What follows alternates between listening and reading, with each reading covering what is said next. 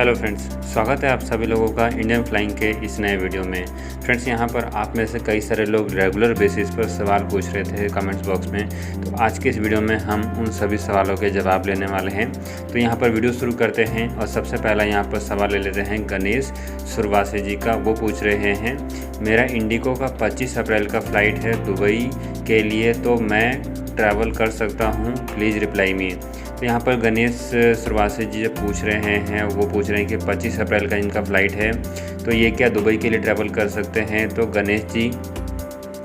गणेश जी जैसा कि आपको पता है कि दुबई की सरकार यानी कि यूएई की गवर्नमेंट ने भारत से सभी फ़्लाइटों को 25 अप्रैल से बंद कर दिया है। यहाँ पर 25 अप्रैल का मतलब है कि 24 अप्रैल की रात के 12 बजे से। इसका मतलब है कि 25 अप्रैल की यदि आपकी फ़्लाइट है तो आप यहाँ पर ट्रैवल करके नहीं जा पाएंगे, आपकी यहाँ पर टिकट कैंसिल हो गई होगी। एक बार आप यहाँ पर इंडिगो एयरलाइन से चेक कर लें आपकी टिकट का स्टेटस क्या है, क्योंकि यहाँ पर जो रूल है, रूल के हिसाब से आपकी फ़्लाइट कैंसिल हो चुकी है।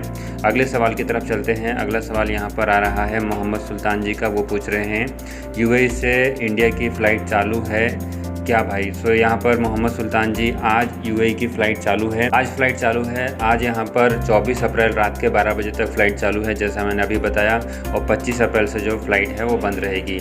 अगला सवाल यहाँ पर ले लेते हैं कुलदीप बराड़ जी का। वो पूछ रहे हैं कि 10 दिनों के बाद यूएई की फ़्लाइट ओपन होगी या नहीं? तो यहाँ पर कुलदीप बराड़ जी, जैसे कि यूएई की गवर्नमेंट ने बोला हुआ है कि शुरुआत में ये जो रिस्ट्रिक्शन है 10 दिनों के लिए है, और 10 दिनों के बाद यदि हालात सामान्य होते हैं तो हम भारत से फ़्लाइट को चालू कर सकते हैं।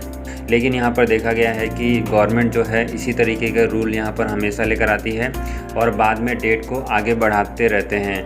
सो जिस तरीके के हालात इस समय भारत में हैं, ये कहना मुश्किल है कि इस समय 10 दिनों के बाद हालात ठीक होंगे। जैसा कि आपको पता है कि इस समय 3 लाख केसेस डेली बेसिस पर आ रहे हैं।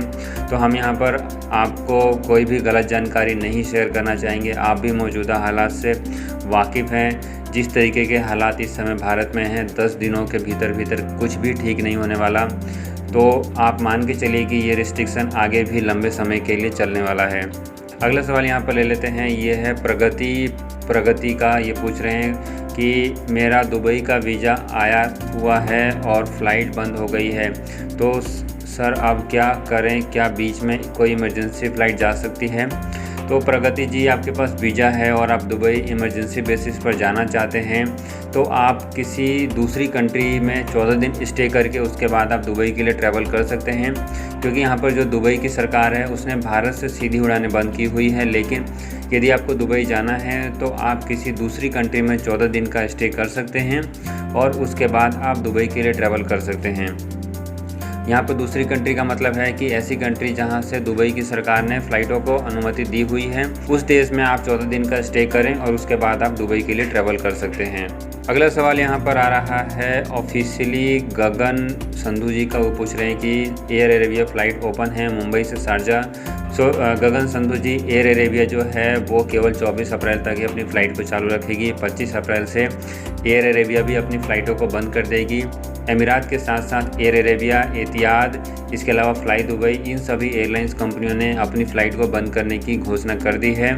25 अप्रैल से इनमें से कोई भी फ़्लाइट भारत के लिए ऑपरेट नहीं करेगी।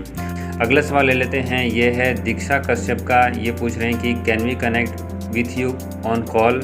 New husband is coming from Dublin Ireland, he will be deboarded at Hyderabad airport, does he need to be quarantine at hotels? So इनका सवाल है कि हम कॉल पे बात कर सकते हैं। सो दीक्षा जी, मैंने आपका सवाल इस वीडियो में ले लिया है। अगर आप ये वीडियो देख रहे हैं तो हम यहाँ पर आपको बता दें कि हैदराबाद एयरपोर्ट को लेकर अभी कोई भी लेटेस्ट खबर नहीं आई है।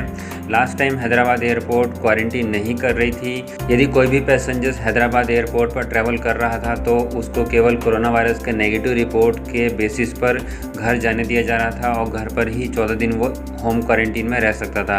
तो यहाँ पर यदि आपके हस्बैंड हैदराबाद एयरपोर्ट पर आ रहे हैं तो उनको आप सीधा बोल सकते हैं कि कोरोना वायरस का नेगेटिव रिपोर्ट लेकर ट्रैवल करें। ज़्यादा से ज़्यादा उनका एक और कोरोना वायरस का टेस्ट हैदराबाद एयरपोर्ट पर हो सकता है। कोई भी इंस्टीट्यूशनल क्वारंटीन नहीं है, वो सीधे होम क्वारंटीन में आ सकते हैं, यानी कि घर आ सकते हैं।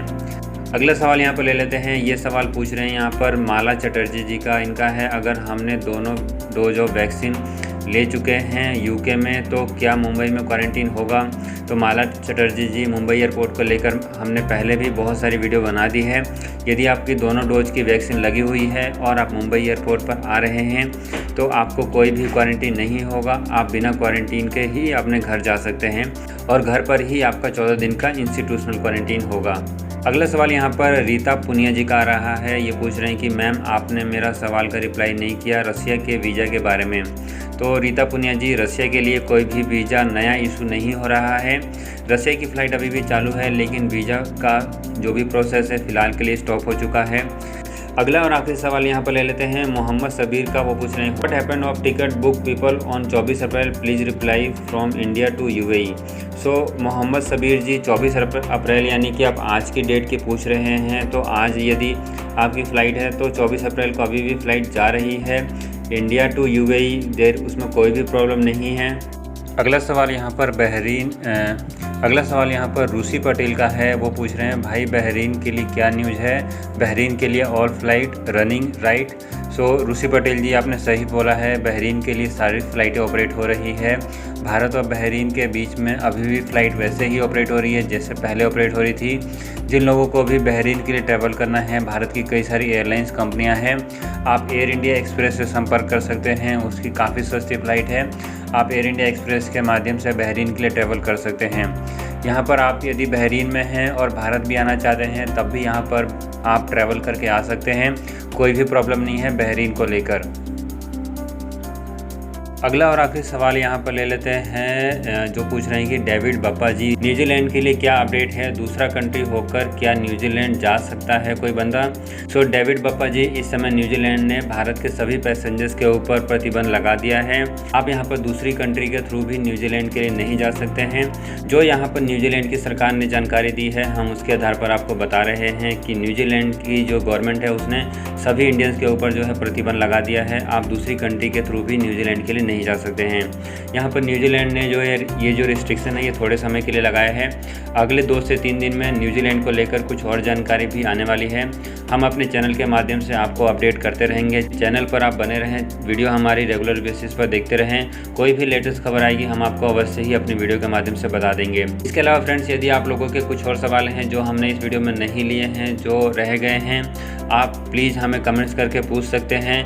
आपसे रिक्वेस्ट है कि एक जैसे सवाल ना पूछें, कॉमन सवाल ना पूछें, क्योंकि जो सवाल हमने ऑलरेडी वीडियो में बोला हुआ है उन सेम सवालों को हम अगली वीडियो में नहीं लेने वाले हैं। तो आपसे रिक्वेस्ट है कि ऐसे सवाल पूछिए जो अभी तक हमने इस वीडियो में नहीं दिए हैं, उनके जवाब हम बेशक कोशिश करेंगे कि आपको सही इन्फॉर्मेशन दें। फिलहाल के लिए इस वीडियो में बस इतनी जानकारी देनी थी। वीडियो यदि आपको अच्छी लगी है, काम की लगी है, तो इस वीडियो को लाइक ज़रूर करें, दूसरे लोगों तक शेयर कर सकते हैं और चैनल को ज़रूर सब्सक्राइब कर लें।